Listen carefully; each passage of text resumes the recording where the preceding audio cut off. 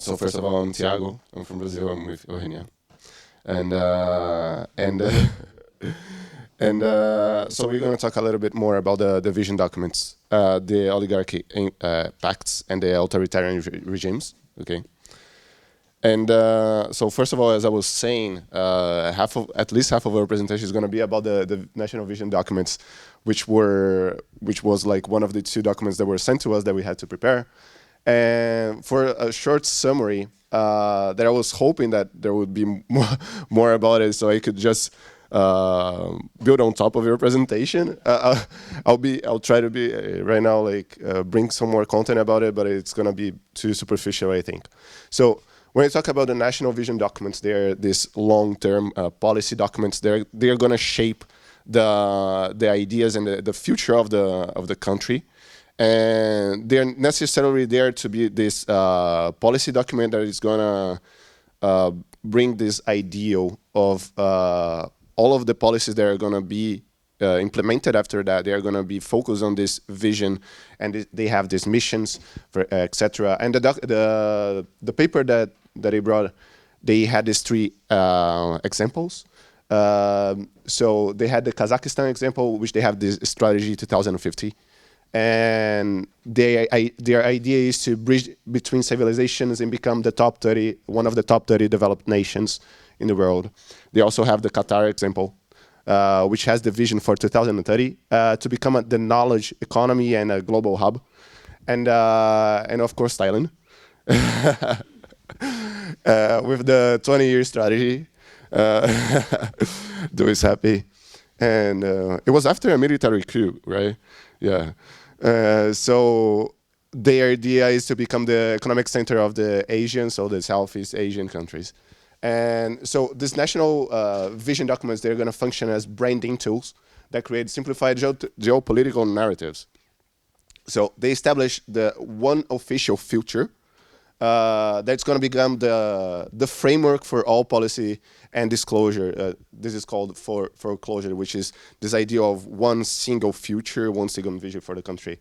But these documents are neutral because we are talking about countries that they have some authoritarian, let's say, perspectives.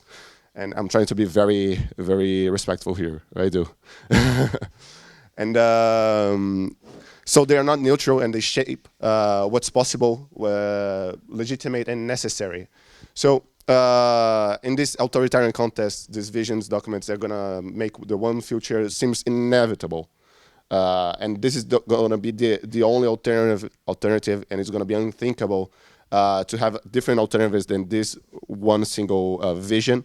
So this is going to be kind of a social control, let's say, for all of the perspectives and dynamics of the country. So for the other document. Thank you. Well, the second paper that we read is towards the end of the Oligarchic Pact by Professor Valeri. Was really interesting.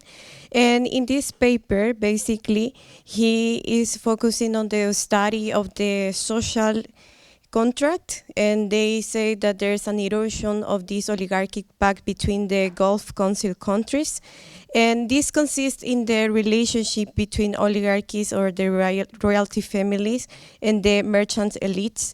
And this relationship has evolved during what they define that are three different phases. We have the pre-oil phase. In this phase, the merchants hold the economic power and the political as well. Then we have the post-oligarchic phase, or what they call as allocation states. In this, the merchants gave up a bit of their power in order to have more economic protection and monopolies. And then we have the current phase, that is the one that has an unprecedented impact and participation of the royalties in the economic and political activities. So in the paper, he introduces three specific cases of three states. We have the Bahrain, I think I'm pronouncing it okay. And this was the first state enter into this third phase. And they describe that in the 70s, this started with the Al Khalifa family, where they squeezed out the merchants, leaving the business and elite in a state of surveillance. Similarity happened with the following states. We have Abu Dhabi, characterized by a fusion of elites, and the Al Nahyan family that now maintains control through welfare funds and a lot of different business and regimes. Similarity in Oman, traditional reliant on merchant allies, the state has seen a qualitative shifts as the royal family has built vast business empires, creating potential risk for future successors. Finally, in this paper, they conclude that this influence of the royalty in the economics and the way of doing politics have implications in the model of the state to what they call a predatory model that benefits just a happy few. And this also has been origin of discontent, as we already saw in the previous presentation. There were massive protests by citizenships claiming for a more fair and distributed economy and system. With that being said, in our contribution, we are going to use the insights of both academic papers, and we decide to analyze the specific case of the vision document of the Kingdom of Saudi Arabia. In this sense, we are studying this political and economic instrument not as a roadmap, but as an economic and political narrative that is using to enforce the specific interests of a strong economic and political elite. So this document was launched in 2016 by the Crown Prince Mohammed bin Salman, aiming to diversify the economy, modernize society, and reduce dependence on oil. Rather, in this document, as I already mentioned, is shaping a narrative here because it clearly fits first with what we already described, that is a phase where the economic power is increasingly concentrated in state-linked elite control institutions. Through the document, we can see that they put at the center the Public Investment Fund. So what is important here is that the PIF is not a regular economic agent, but rather it's led by the monarchy and the prince. So this doesn't mean that the state is getting away from the economy, but rather that the capital is being reshaped and there's a reconfiguration in order to prevail their personal interests. Moving on, we can talk about the social contract and how is this being shaped through the narrative of this document. Through the document, when we are analyzing the Vision 2030, they are reshaping the expectations between society and the state. So they are promising a lot of benefits in the quality of life, like entertainment, better well-being, and so on. But this has an implication, and is that this is framing as a rewards for productivity and for productivity, adaptability, and participation in reform. At the same time, the vision remains silent about the political participation, collective bargaining, or accountability. Political participation here remains tightly constrained, where legitimacy relies highly on economic delivery and performance rather than political inclusion.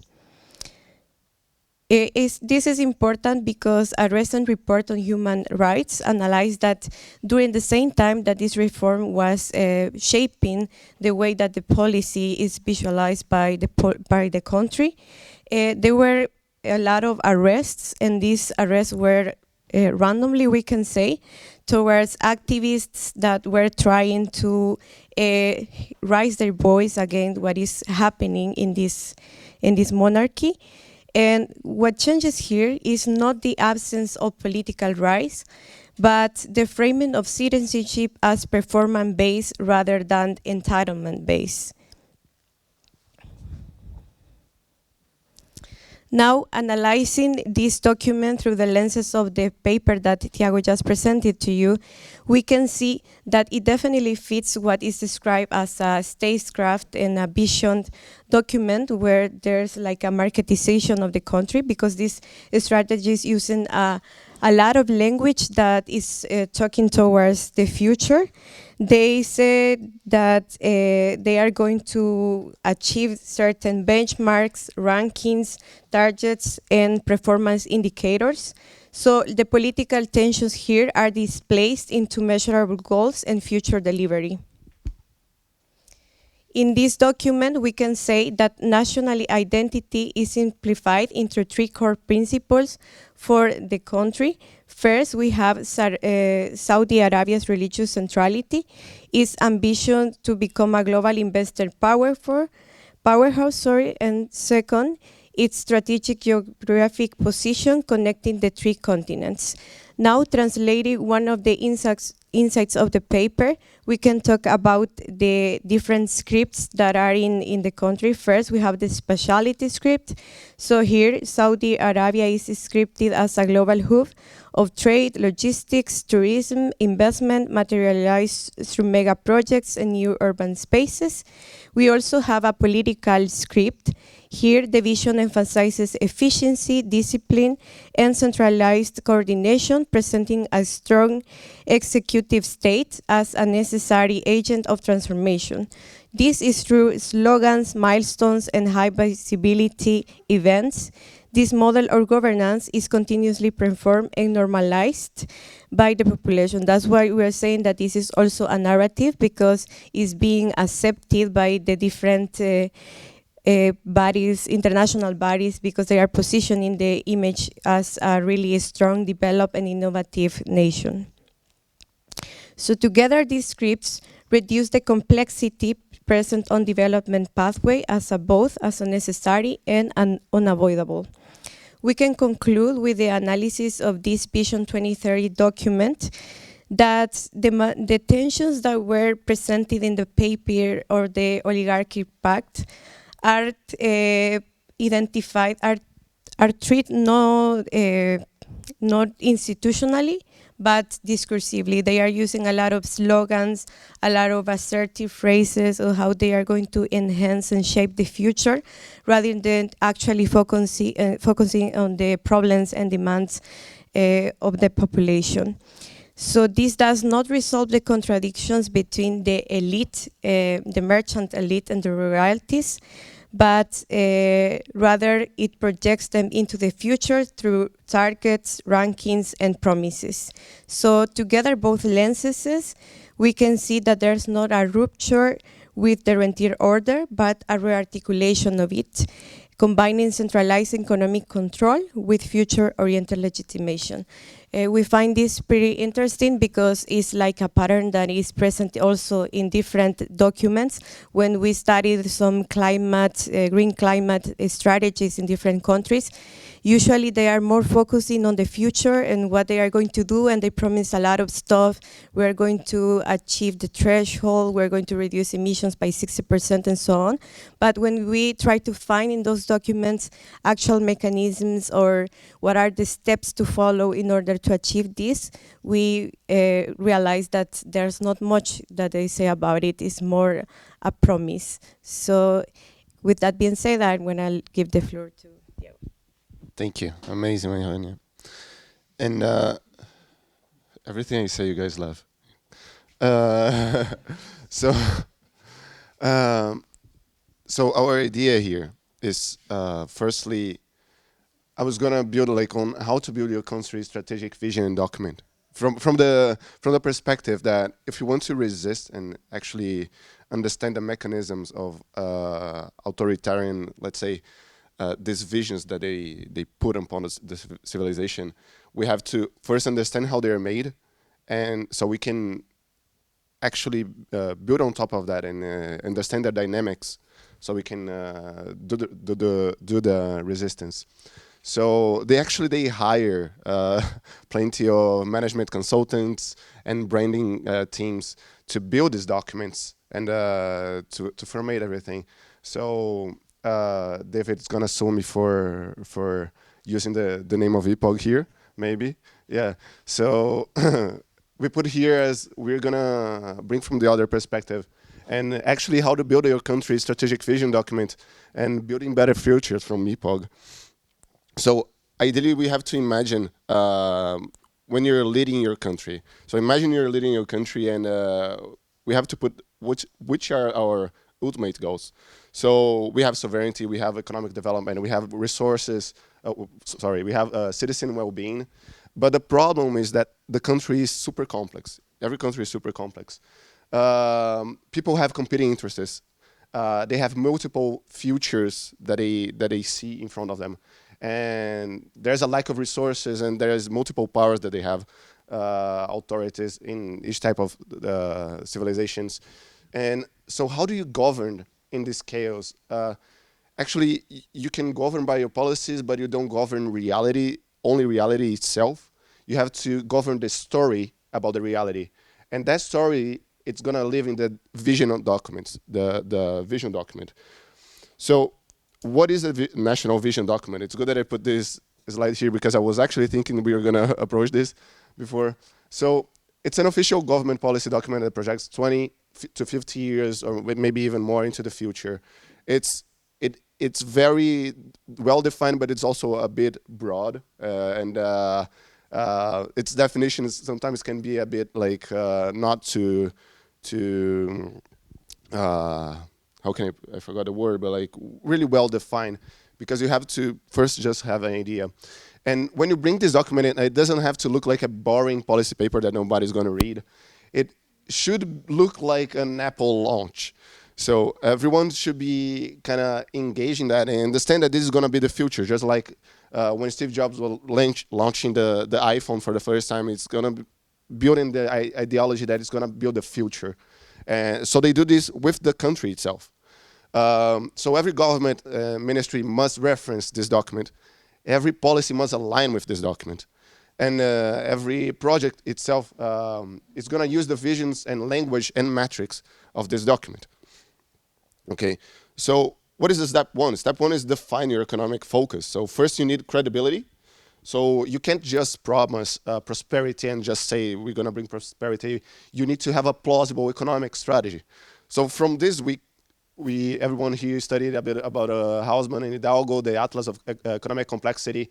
And so we can build on top of that. So building on top of that means we can focus on the industries close to their current capacities, or the ones that we can do a leap in our country to develop even more and to have a broader connection and to these other technologies, and also a very good market analysis to find the promising markets that the countries are going to need. So when we look at the Kazakhstan's example, they were big in oil and mining, so they bring this idea of becoming an energy hub with tech ambitions. On Qatar, they are big on gas, so they actually went to transformation to a knowledge economy, and Thailand from manufacturing, they're going for high tech and services instead. So every metric points towards this economically rational decision. So this is how you make your political agenda look like economic inevitability. So step two is simplify reality into vision. This is what we spoke so far. So one story, one identity, one inevitable path forward, and one leadership, which is very important, mainly when we're talking about oligarchies and authoritarianism. So one leadership which is naturally positioned to guide the way. So step three, of course, set the goals and strategies. So we bring, as McKinsey, BCG, whatever, they would bring like some methodologies which every fifth grade guy could do. So a smart methodology to set the goals. They use the smart methodology, which is specific. The goals has to be specific. When the vision documents is not specific, too much specific, but they claim to be measurable. They have to have the defined metrics to be measurable. Attainable, of course, the country has to achieve that. But this is the one which they actually try not to have very well defined. because it's good for you to not have it very attainable. It's good to have it like the ideal path like, of a super country, which your country actually doesn't have the resources to do so. And it has to be relevant, of course. It's going to be relevant, but time-based as well. That's why we see it's the 2030s, it's 2050, and 20 year. But it's going to change as well by the end of it. So after that, set your goals and strategies. So you have your main focus. Let's say Kazakhstan, it wants to be on the top 30 most developed countries. So it's going to focus on, let's say, objective one could be economic relevance, like a GDP per capita. The objective two would be a well-defined industry, a strong industry, and then you're going to distinguish this to other objectives and the key results, so you can achieve the small goals, which are going to be easier to achieve then. And the result of achieving the small goals are going to be the result of this is going to bring to the major goals itself. But then it comes a very different part, which is actually when we talk about the communication, which is probably the most important part of the vision documents. And so we have to understand human psychology. And here I bring Freud from the... Okay, short, all right. So I could talk a lot about this, but I have to make it very short. So it comes the idea with the paternal figure. So because freedom actually is terrifying when Freud brings it. So we want structure, we want guidance, and this paternal figure is going to lead us to do that. It was going to lead the society to do that. So it's going to bring in the vision documents this paternal language. We will provide, our nation will protect you, and together we will achieve what we need to. It's also the same case as religion, the figure of God, community believers, and the purpose, which is salvation.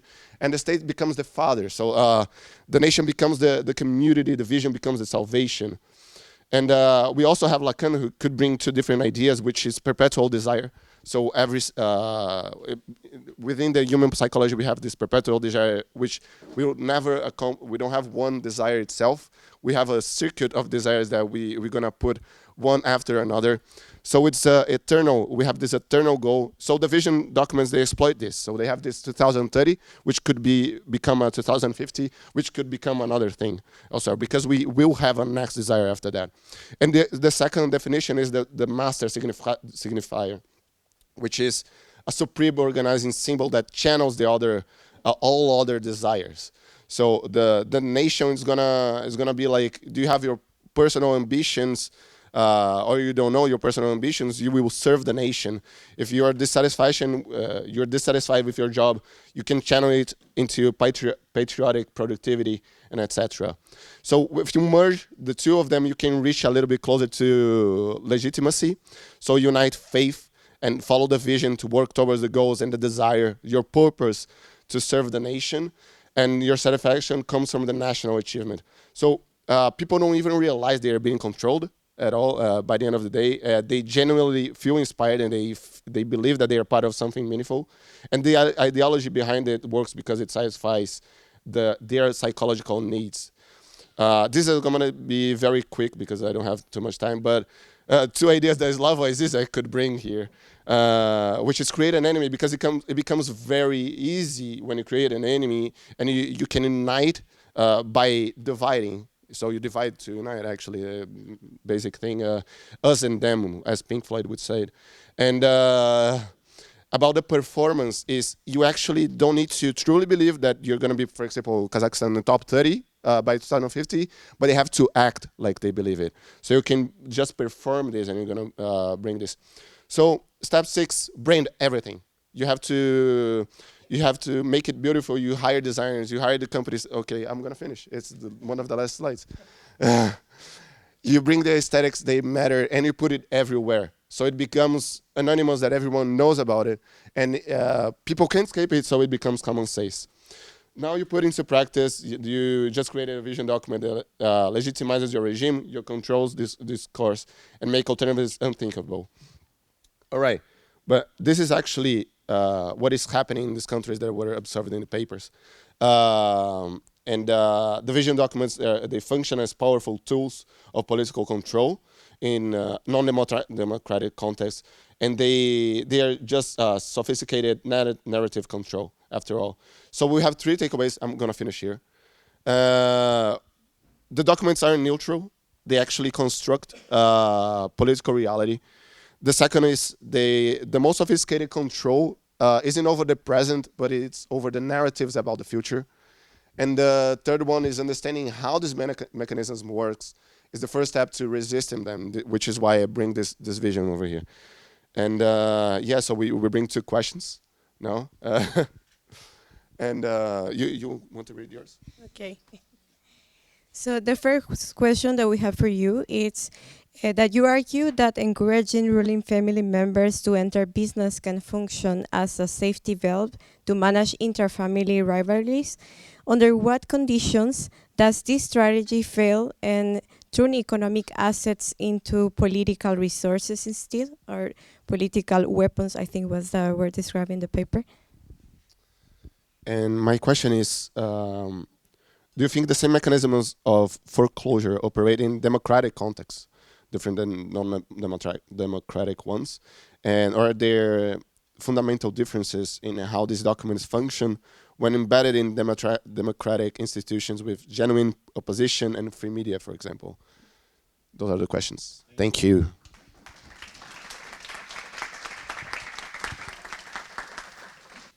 Thank you so much, Thiago and Eugenia. Thank you so much. Yeah, great presentation. Great ideas. I really like the way how you explained how to create a vision, and yeah, that's that's really yeah. You have to keep in mind that what you did. You know how much McKinsey, for instance, or BCG is asking for such a presentation. No? So, yeah, exactly. So never do it anything for free, especially this. And I mean, yeah, we are talking about hundreds of millions of dollars for Saudi Vision 2030. So, I mean, Saudi McKinsey, for instance, doesn't disclose any of its clients. So they will never say who their clients are. But we, of course, know, I mean, from the on the government side or on former McKinsey employees and so on. So we are talking about, yeah, easily tens of millions of dollars, and probably for Saudi Arabia, several hundred of millions of dollars. So yeah, you did it, yeah. And I think that's very important because, I mean, a number of these visions are copied and pasted. So when you, I don't know if you had the occasion to look at 2 or 3, I mean, the vocabulary is exactly the same.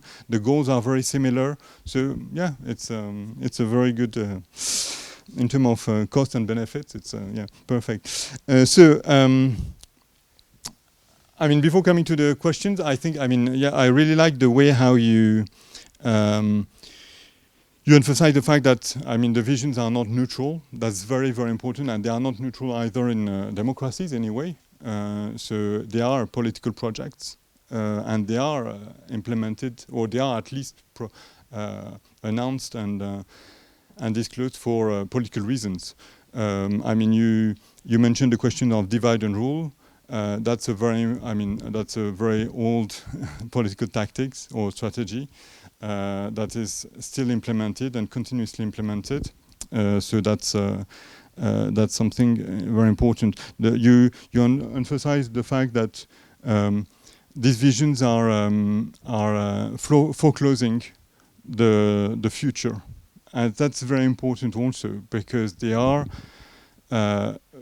By the way how they are spread and implemented, and each government sector or each even individual almost in their career have to refer to it and so on. You are completely, I mean, as a ruler, you are completely, I mean, monopolizing the discourse about what the nation is and what the nation will be, and that's all the more difficult to counter or to oppose, because that's a way that's intentionally done to foreclose any narrative of what the future could be. You say everybody, I mean, you don't say that, but I mean, you explain that the goal is that everybody will believe in it or will refer to it. What is interesting is that there is a lot of how can I say, cynicism in the way how nationals are receiving that.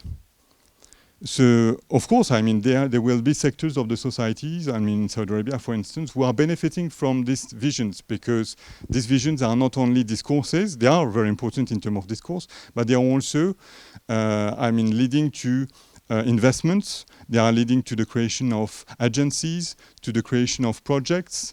So there are sectors of the society, some companies, some young nationals, very educated young nationals, who are benefiting from that personally and directly.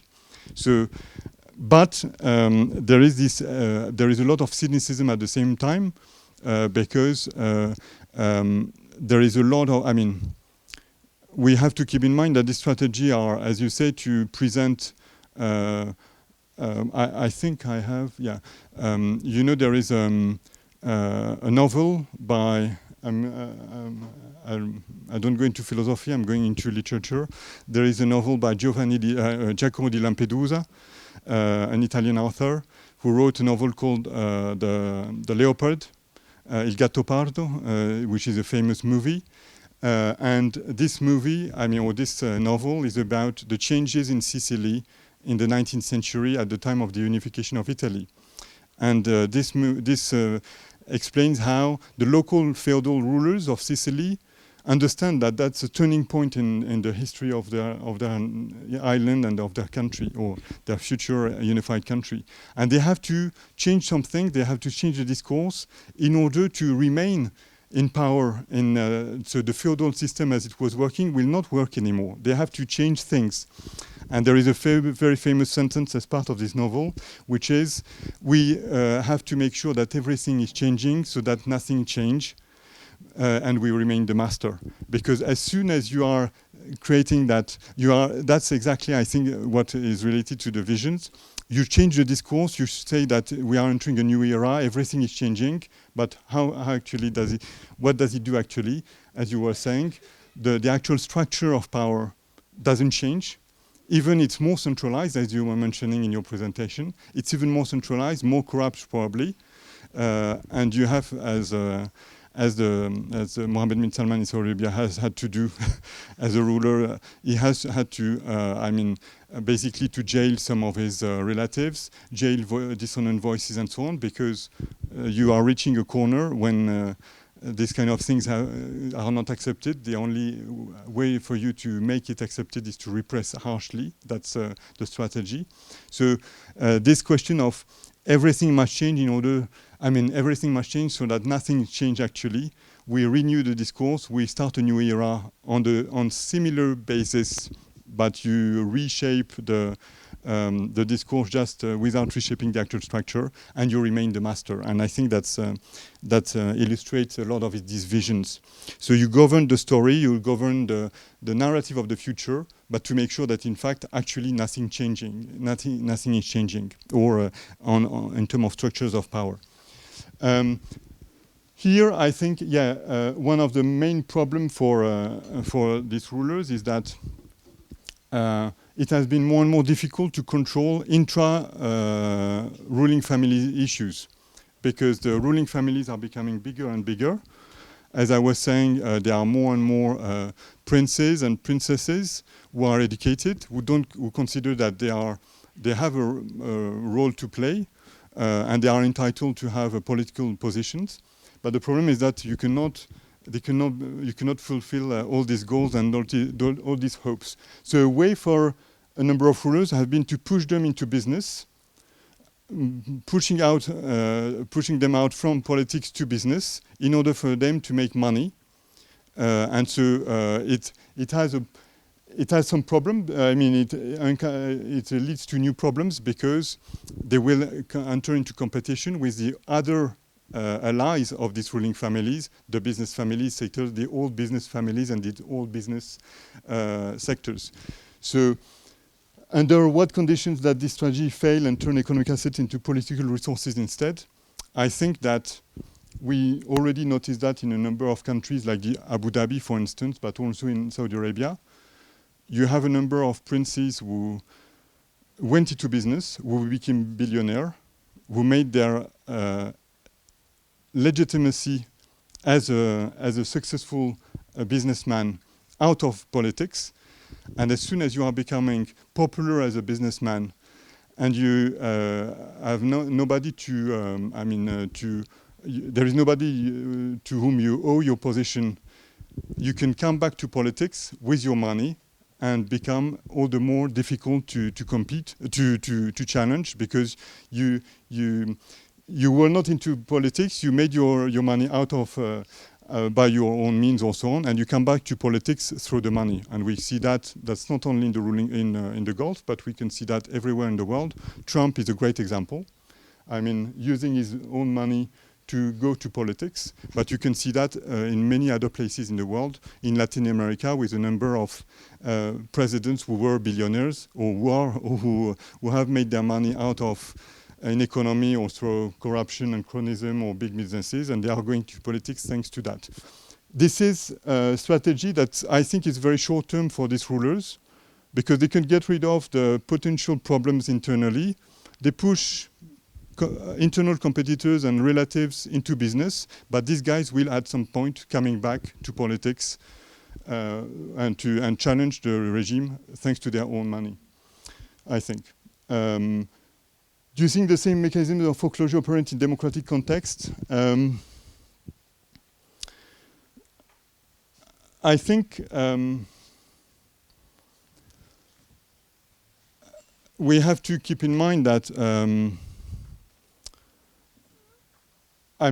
free media is absolutely critical in order to discuss and to basically challenge the official discourse.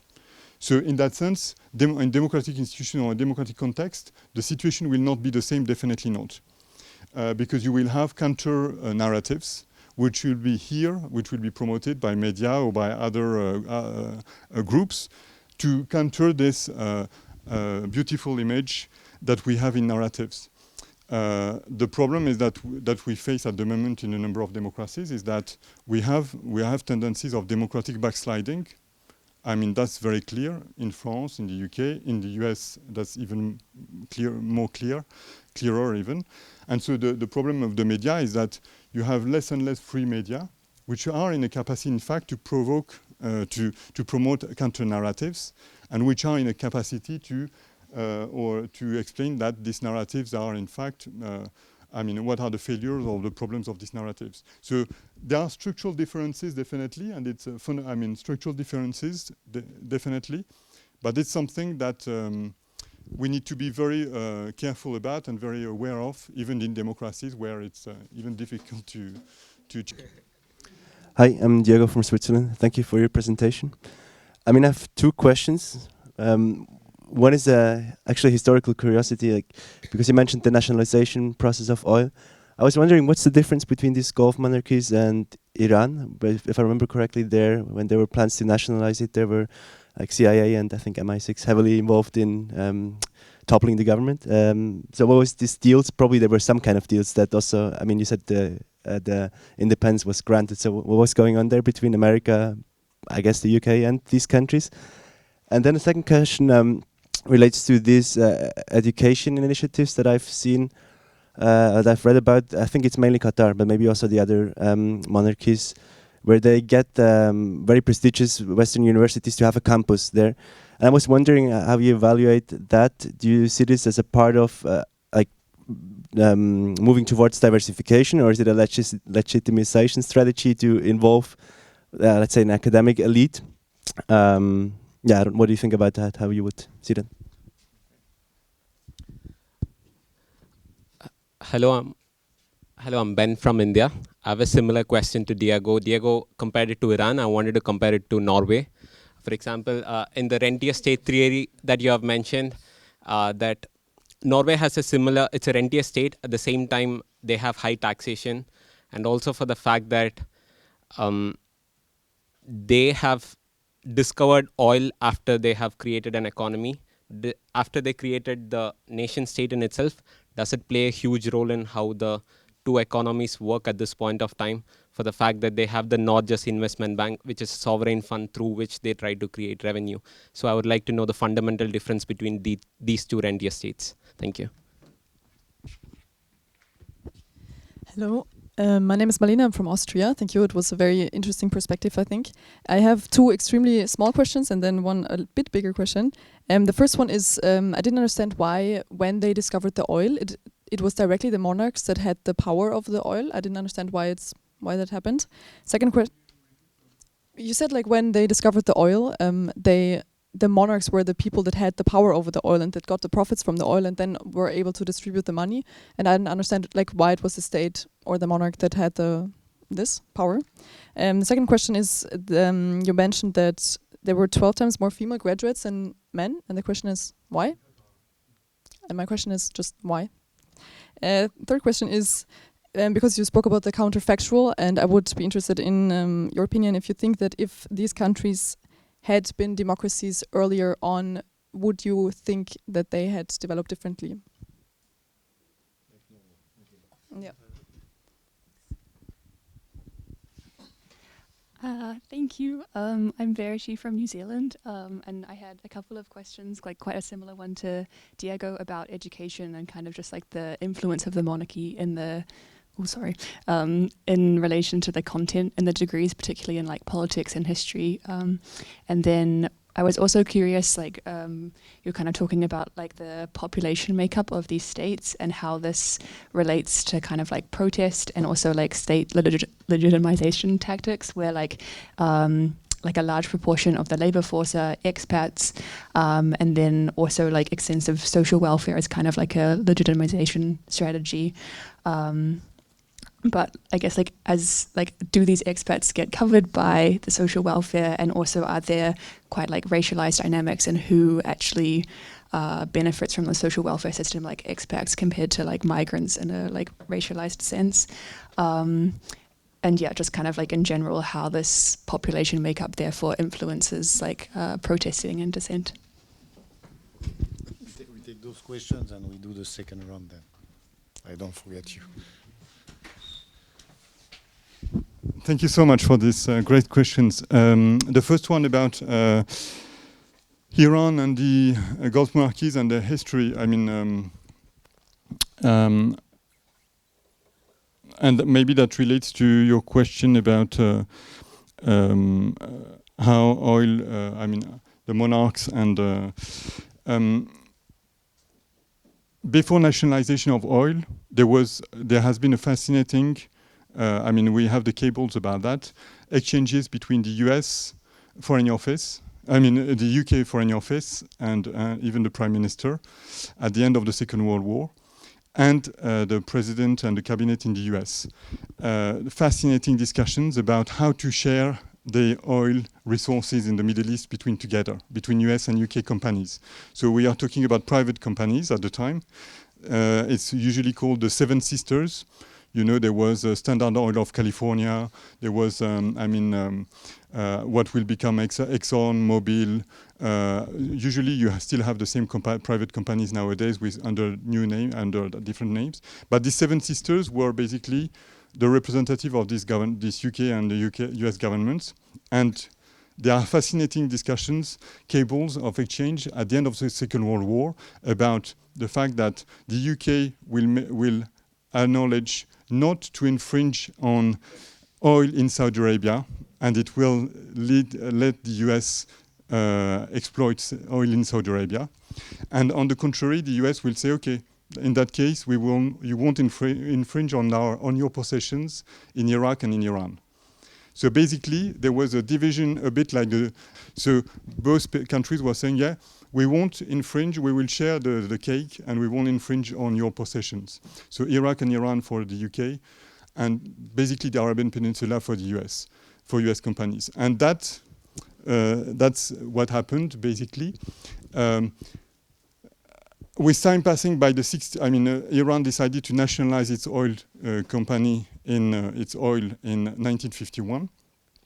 And that's the reason why the CIA interfered in 1953, because it was, they were not happy with the situation. But since then, oil has been nationalized or has been controlled by the government in Iran. It happened later in the Gulf monarchies. So at the beginning, the monarchs were, or the monarchs under the British, were just receiving a small royalty out of the old production. So these private companies were deciding what to produce, and they were just giving a small royalty. By the 60s, Saudi Arabia decided to stop this and to campaign for a 50-50 share between the private companies and the government. So that was not anymore a small royalty at the discretion of the companies. So that was not nationalization yet. That was, revisiting the agreement in terms of share or in terms of distribution of the royalties. And it's only by then, by the late 60s, early 70s, at the time of the independence of these countries, that there was massive nationalization. And so they decided to nationalize completely. And so suddenly all the production, the exploitation and the exploration and the export was done by the government-owned company. And this government-owned company was controlled by these ruling families. So that was why the money went to the state coffers or to the ruling family coffers directly. But that just at the time of the early 70s that this happened. So when I presented it, changing the balance and the discovery of oil changing the balance between merchants and ruling families, I was a bit quick, and you're right. It didn't happen straight away. It happened really very much at the time of nationalization of oil, of course, yes. I hope that's that answered. Okay. Norway, and the question of what, question of whether this, if these countries had been democratic, there would have been another social contract. Yeah, most probably, but in the case of Norway, it's you're absolutely right. Norway had democratic institutions before the discovery of oil.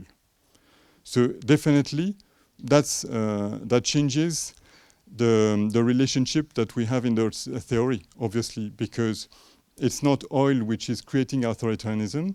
We are in a different situation when oil appears while the country has democratic institutions already. And that was the case in Indonesia to a large extent. Of course, there were coups in Indonesia also. There were military coups and so on. But it changes also the situation where Indonesia has a history of solid democratic institution in a number, several times of its history. In the case of the Gulf monarchies, the problem, political fiction is difficult because we are in a situation where there was absolutely no interest either from the colonial power or the new ruling elite to have a democracy there. So, for most colonial powers, and it's the same for France in West Africa, there is absolutely no interest in having democratic institutions, because if you have democratic institutions, it means that the use of oil will probably be done in a completely different way than the way how it's done at the moment. So we could very much imagine that a number of these countries would not spend 10% of their GDP in military contracts with the US, with UK, with Russia, with France. They will probably not allocate or grant most of the contracts many contracts in terms of construction or in terms of new mega project to McKinsey in terms of consulting, or to Caterpillar or other construction company like De Vinci in France for contracts happening in Saudi Arabia or in the United Arab Emirates. So all these countries will probably done in a very different way, much more democratically in the interest of the local population. And in that case, that would not be in favor at all of former colonial powers or basically a global north. So that's something that is, that explains also why in the time of the Arab uprisings, none of the former colonial power, either France or the UK or the US, that was not a colonial power in the Middle East, but none of these countries supported the protest in any way. You remember in France, for instance, the Minister of Interior at the time, in 2010 in Tunisia, was explaining to the Tunisian government, don't worry, we have the forces, we will send you the forces to counter these protesters. So on the contrary, I mean, France, the UK and the US have always been supportive of this, the repression of protest in these countries. So yeah, definitely if they had been democratic, it would have been probably completely different social contract. And we have these cases of oil rents which are democratic, like Norway, like Indonesia, where the social contract and the redistribution of oil is completely different. But this is political fiction, or fictional politics. There was a question about why female graduates. I mean, there are really fascinating discussions about that. One is because in a country like, I mean, in small countries, in Saudi Arabia to a certain extent also, the young males of the family will quickly inherit businesses owned by the family. So for instance, if you are I don't know, 20 or 21 in Saudi Arabia and your father or your family has a business, even I mean not a big business, the legacy, I mean the inheritance will logically go to the young man. So in fact, you don't need, as a young man, you don't need a degree to have a job and to have an earning quickly.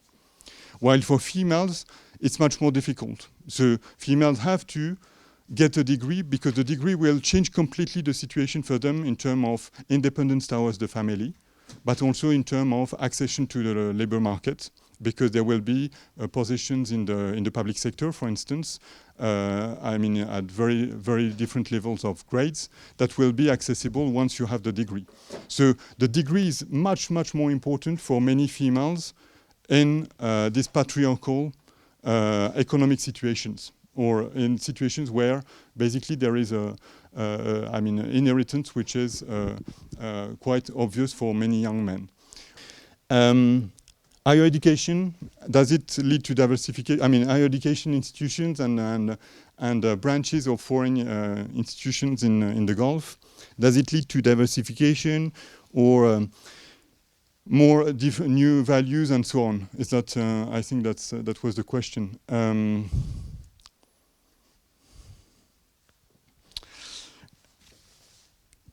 I think, I mean, a buzzword in many of these monarchies has been creating knowledge economies. That the knowledge economy has been one of the buzzwords, and you find it in all visions, creating knowledge economies. And one of them being the fact that you accept branches of foreign universities, Georgetown in Doha, Sorbonne in Abu Dhabi, and other things. Does it have an impact on values and so on? I personally don't think so. Why? Because most of the people who are going to these foreign branches are already belonging to, I mean, higher, higher middle class or higher classes families. So they absolutely have no interest in, generally speaking, in changing the economic situation. They already benefit from a system which is already in their favor as a social class.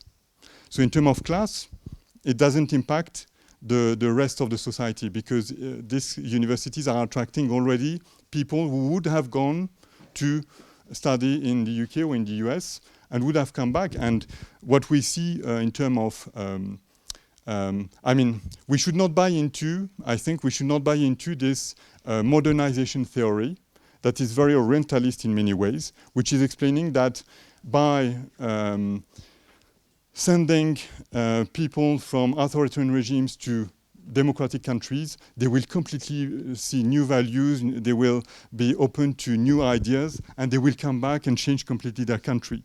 This idea that democratization will happen from outside and not from the core of the society.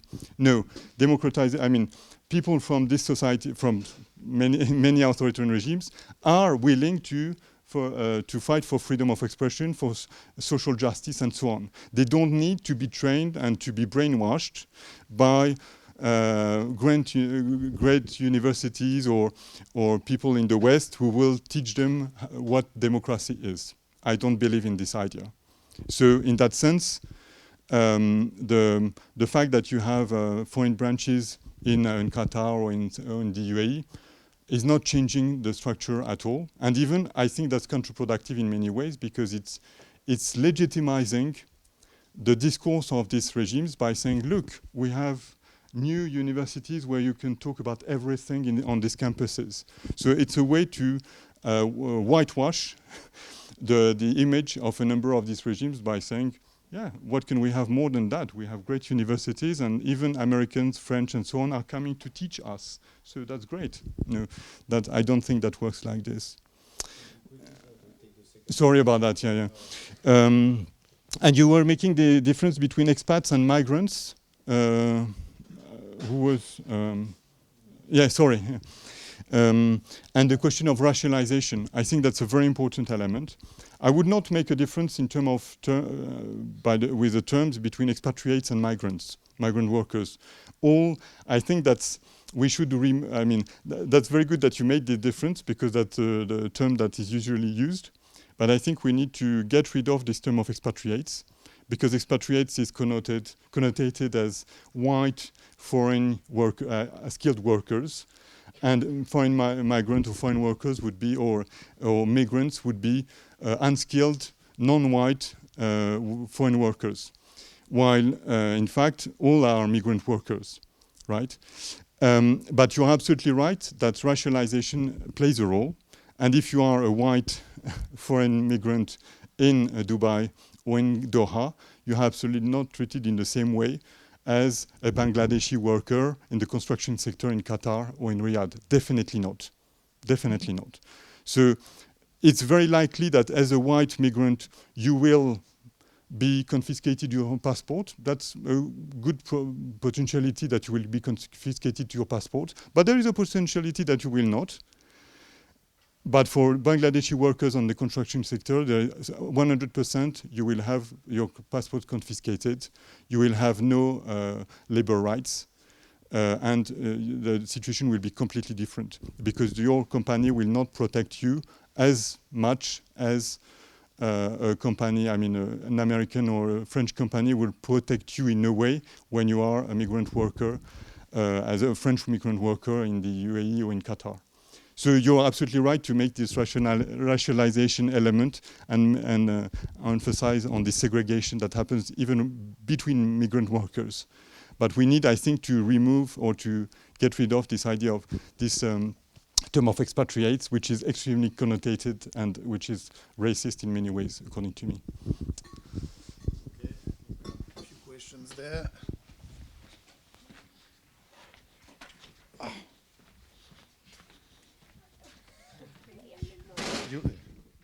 Quick one. Okay, then I'll make just one of the two I had. Thank you for your presentation. I think there is something that I am lacking as an explanation, and I would like to ask you about, and is the international legitimacy of these regimes as well, especially through mechanisms like OPEC, because there you explained very well how the legitimacy is built within the country. However, these states are very powerful in shifting the narrative also and playing with prices and supply of oil. And no doubt this is also one of the reasons why they have and can construct this kind of narratives. So yeah, and in the same line, I would like to understand how this could play in that third phase that you describe, or like the shift of regime that is linking to the question of MENA. I need to gender balance. So. Hi, I'm Nicolao from Spain, and I wanted to ask you about the role of tourism in these dictatorships, because it's well known from the case of Spain that tourism is like whitewash dictatorship 101, and how it can be used as a tool. But I can see clear difference between the case of Spain, which actually needed income, and the case of these countries that have excedent and just use it to attract people. And I would like to ask how successful do you think that it's actually these strategies? Because you need to build a World Cup, you need to build Winter Olympic Games to attract tourism, and you still are quite like low in inbound tourism and this kind of statistics. So do you think it's actually like working or not that much? Thanks. Hello, I'm Luisa from Brazil. I will be very objective. My first question is, what do you think about what? Your question. what did I say? Your first question. Your question. Everyone did like 4 or 5. Okay. My first question is, what is your opinion on on the Gulf countries entering the BRICS, and thinking that's very interesting that both Iran and Saudi Arabia are entering, and they are definitely not friends. And my second question is, the Emirates, they have a lower parliament with 50% women. What do you think about that? Like, why, since they are not paying taxes, why put them there? Thank you.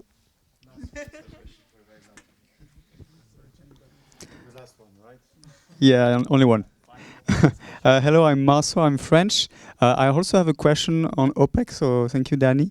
I wanted to ask, because if I'm not wrong, OPEC allowed the countries of the Gulf to protect their bargaining power regarding oil prices.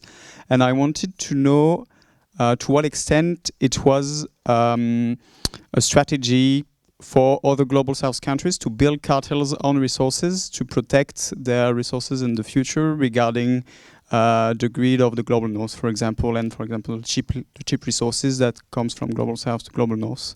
So yeah, I wanted to know to what extent it is a long-term strategies. Okay. So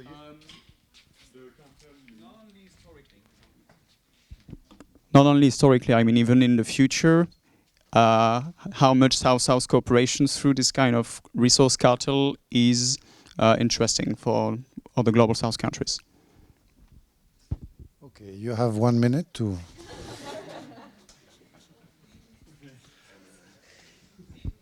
Thank you so much again for all these questions. I'm sorry I can't remember your first name, but I fully agree with you on women, on the question of women in higher education. And Minal, okay.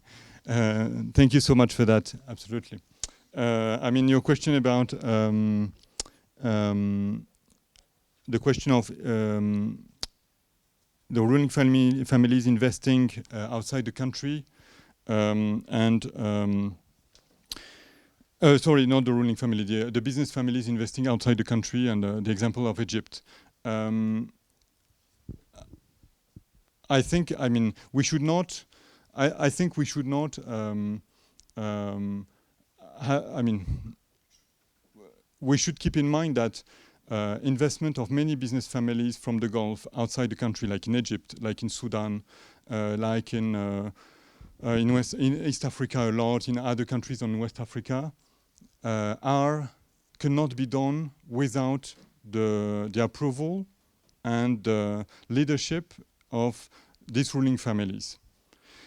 So when I was mentioning the change of balance between ruling families and business actors in these countries, I think it's a major long-term trend that we are seeing, because these ruling families are becoming more and more powerful internally, not only in terms of economy, but in terms more and more repressive politically, and they are not allowing anymore a number of these business families to act on their own, as it was the case before.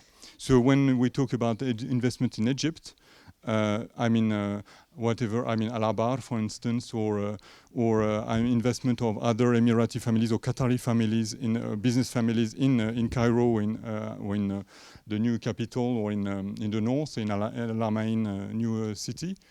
I mean, these are things that are driven by the Al Nahyan family, and you cannot imagine that, or the Al Maktoum, so these ruling families of the United Arab Emirates, and they are part of it, even if sometimes they are not directly involved in this project personally with their own assets. They are part of it politically.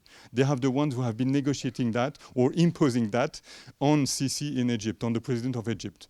So there is no disconnection in that sense. The business families are directly linked and dependent on the political power of these ruling families. Kafala system, the kafala system is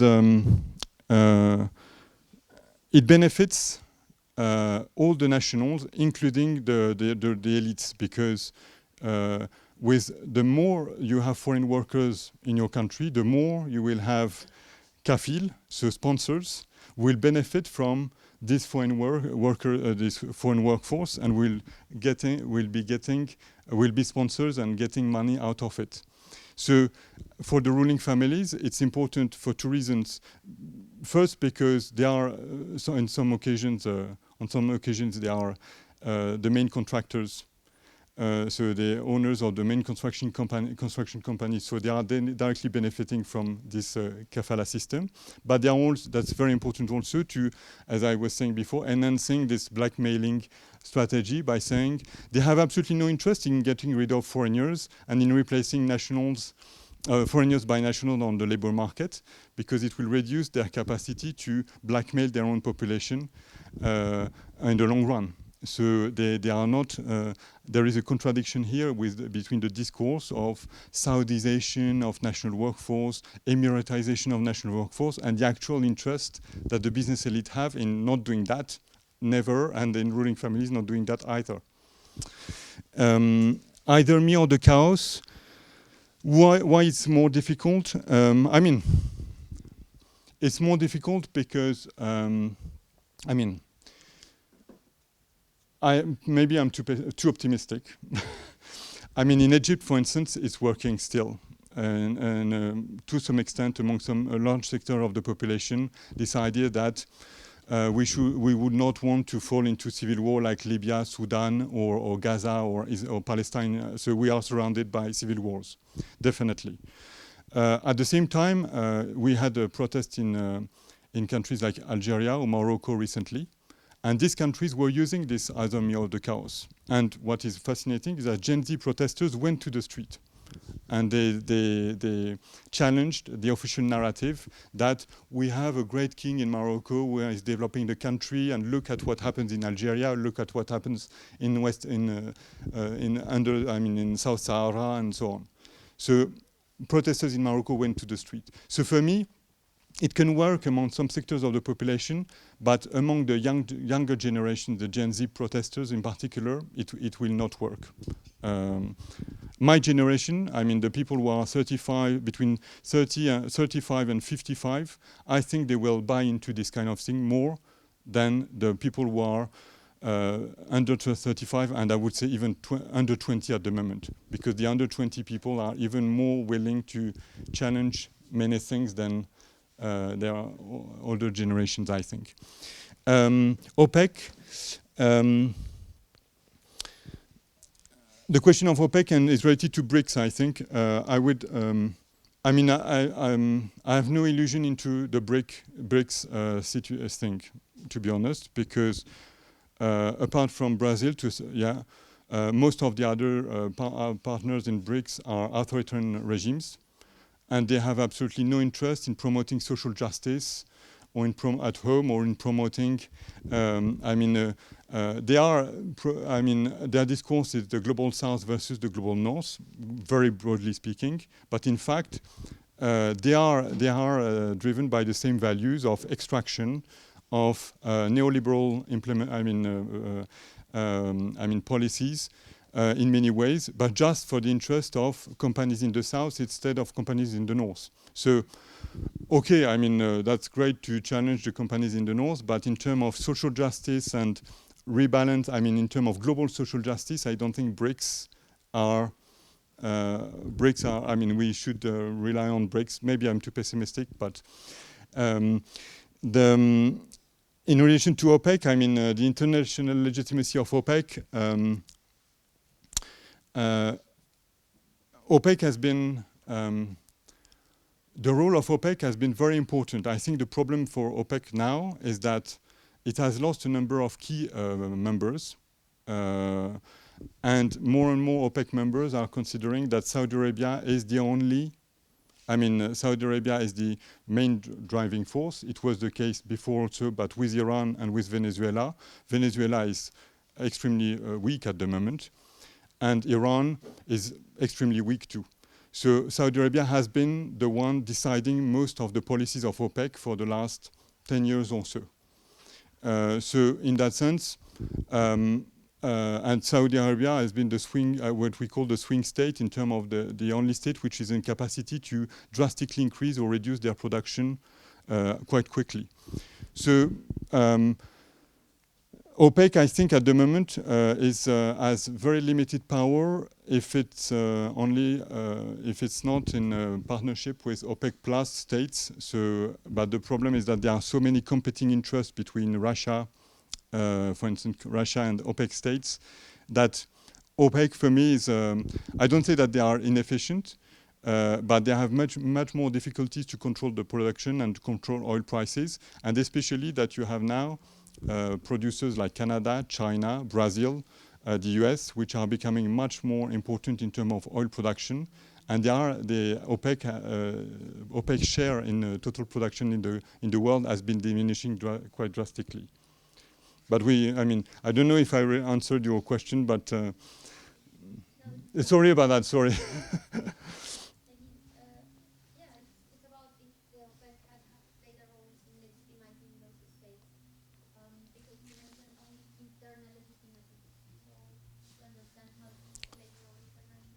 I think for me the international legitimacy element is related to the fact that we are in in a number of countries where these countries are investing their petrodollars. I mean the city in London or the US also are becoming less and less interested in values and more interested in petrodollars, even more than before, and it's even more open than before in terms of discourses.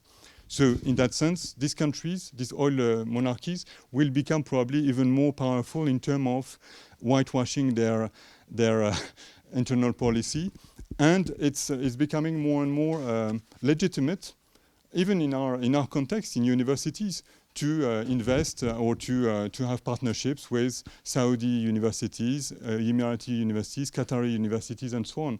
It's something that is more and more difficult to contest even within universities. Because because of the, we can discuss about that. UAE Parliament, that's the last question. Sorry, I didn't discuss tourism. The UAE Parliament, last question. The UAE has no parliament. The UAE has a council which is appointed for most of it by the rulers. So the ruler is the rulers of this country, of this Emirates, can appoint people based on what they want. So there is no, the fact that there are 30% of females in the UAE council is something that is completely, decided by the rulers. So there is no real, and the parliament is absolutely only consultative, has no political power actually. Sorry.